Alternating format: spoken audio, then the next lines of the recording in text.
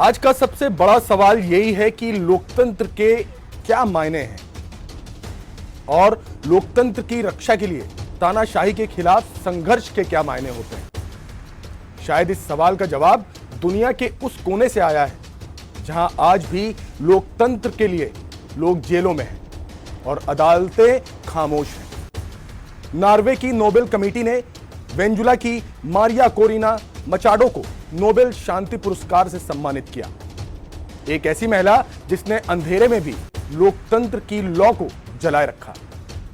Nobel committee ने कहा, जब दुनिया में लोकतंत्र खतरे में हो तब उसकी रक्षा सबसे जरूरी काम होता है। लेकिन सवाल उठता है, क्या सिर्फ वेनेजुएला ही अंधेरे में है या भारत भी उस मोड़ पर खड़ा है जहां न्यायपालिका की खामोशी लोकतंत्र का सबसे बड़ा खतरा बनती जा रही है। नोबेल कमेटी का यह फैसला एक प्रतीक है तानाशाही के खिलाफ हिम्मत का और लोकतंत्र के लिए संघर्ष का। मारिया मचाडो जो 2012 में वेनेजुएला के राष्ट्रपति को उनके भाषण के बीच खड़े होकर चोर कह देती हैं क्योंकि उनकी नजर में सत्ता ने जनता की संपत्ति छीन ली थी।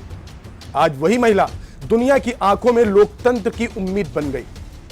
नोबेल कमेटी का बयान कहता है, वो बढ़ते अंधकार के बीच लोकतंत्र की लौ जलाए रखती हैं, नोबेल समिति।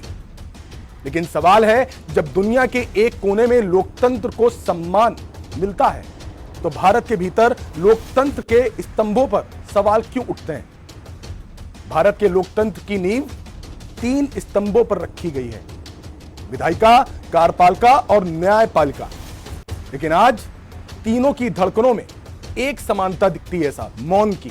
न्यायपालिका जो संविधान की रक्षक है, वो अब फैसलों के बजाय खामोशी का प्रतीक बनती जा रही है। अदालतों में जो बड़े संवैधानिक मुद्दे गए, चाहे वो चुनाव आयोग की नियुक्ति हो, ईडी और सीबीआई के दायरे हो या सेबी और अडानी विवाद, हर जगह एक ही संदेश गया, सब कुछ सामान्य है। लेकिन क्या वाकई सब कुछ सामान्य है? और अब उस घटना पर आइए जिसने लोकतंत्र की सिहरन बढ़ा दी।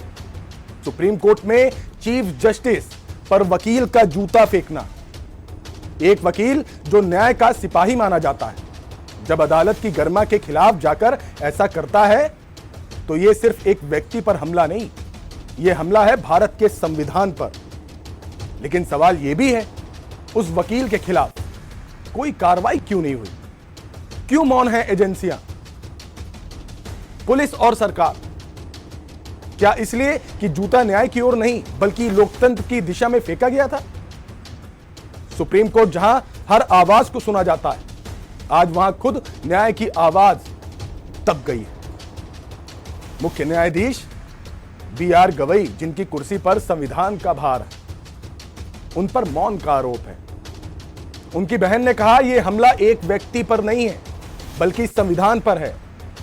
लेकिन सवाल यह है, क्या संविधान की रक्षा का दायित्व सिर्फ न्यायाधीशों पर है या उस जनता पर भी जिसने यह लोकतंत्र बनाया? भारत में अब सवाल यह नहीं है कि कौन सत्ता में है, सवाल यह है कि क्या संविधान सत्ता में है। संसद ने कानून बनाकर यह तय कर दिया, अब चुनाव आयुक्तों की नियुक्ति में न्यायपालिका का कोई रोल नहीं होगा। 3 सदस्यीय पैनल में प्रधानमंत्री, गृह मंत्री और विपक्ष का नेता, लेकिन सत्ता के पलड़े में 2 भारी।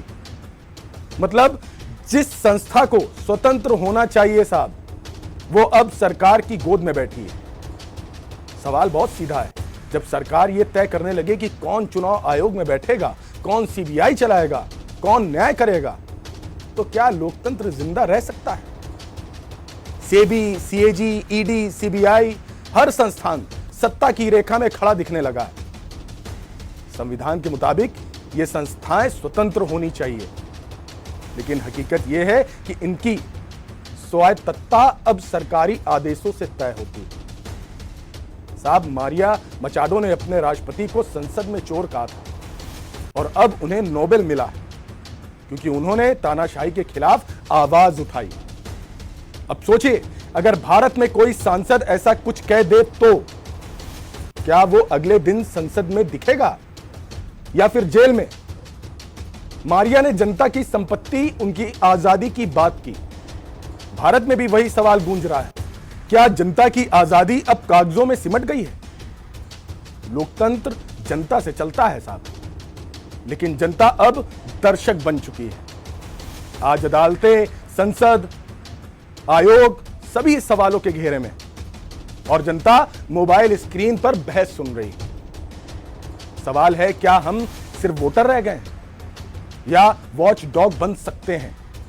क्योंकि अगर जनता मौन रही तो इतिहास में यह मौन भी अपराध कहलाएगा साहब। आज राजनीति सब कुछ तय कर रही है, कौन जज बनेगा, कौन जांचेगा, कौन सजा देगा, और इसी बीच संविधान की आत्मा कमजोर पड़ रही है। बाबा साहब अंबेडकर ने कहा था, संविधान तभी जीवित रहेगा जब उसकी आत्मा यानी न्याय जीवित रहे। लेकिन क्या आज न्यायपालिका वही आत्मा बचा पा रही है, या फिर वो भी सत्ता की धूप में पिघलने लगी हैं? सवाल बड़ा है, क्या भारत का लोकतंत्र अपनी आत्मा को बचा पाएगा? क्या न्यायपालिका खुद को राजनीति से आजाद रख पाएगी? सुप्रीम कोर्ट की चौखट पर हर बड़ा मामला जाता है और हर बार देश ये उम्मीद करता है कि कोई तो खड़ा होगा संविधान के लिए, क्योंकि न्याय की कुर्सी पर कोई भी बैठ सकता है, लेकिन न्याय वही कर सकता है जो संविधान के साथ खड़ा हो। आज भारत की अदालतों से ज्यादा जरूरत है एक हिम्मती आवाज की, जो कह सके कि सब कुछ सामान्य नहीं है। नोबेल कमेटी ने दुनिया को याद दिलाया कि तानाशाही के अंधेरे में भी एक लौ जलती रहनी चाहिए। वो लौ है लोकतंत्र की।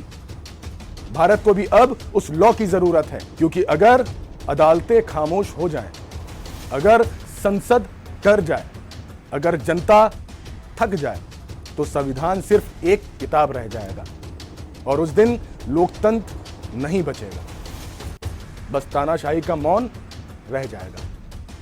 उम्मीद है आपको मेरी बात समझ में आई होगी, क्योंकि देश को, संविधान को बचाना हम सबकी जिम्मेदारी है। धन्यवाद।